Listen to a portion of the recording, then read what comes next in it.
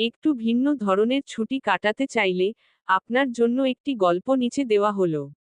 আজ আমাদের ছুটি, তবে সাধারণ ছুটি নয়। প্রতিদিনের ক্লান্তি আর একঘেয়েমি থেকে দূরে আমরা এসেছি এমন এক জায়গায় যেখানে প্রকৃতি নিজেই আমাদের গাইড। মোবাইল ফোনের নোটিফিকেশন নেই, নেই কোনো মিটিংয়ের তাড়া।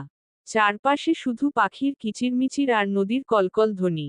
সকালে ঘুম ভাঙল সূর্যের সোনালি আলোয়।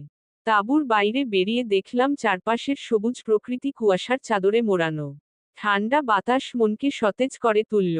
দূরে নীল পাহাড়ের চূড়াগুলো দেখতে অসাধারণ লাগছিল। আমরা সবাই মিলে বের হলাম পাহাড়ে চড়তে।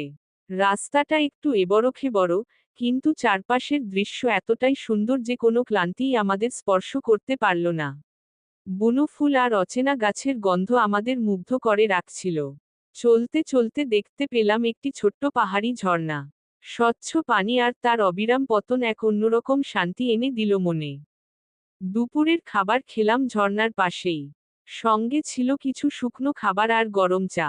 একে অপরের সঙ্গে গল্প করতে করতে সময়টা কখন যেন কেটে গেল। শহরের কোলাহল থেকে দূরে আমরা যেন নতুন করে নিজেদের খুঁজে পেলাম। বিকেলে তাঁবুতে ফিরে এলাম। রাত নামার আগে পাহাড়ের কোলে সূর্য অস্ত যাওয়ার দৃশ্যটা ছিল অবিশ্বাস্য। কমলা আর গোলাপি রঙের মিশেলে আকাশটা যেন জীবন্ত হয়ে উঠেছিল। এরপর সবাই মিলে তাঁবুর সামনে ক্যাম্পফায়ার জ্বালালাম। গিটার বাজিয়ে গান, হাসাহাসি আর মজার গল্পে মেতে উঠলাম।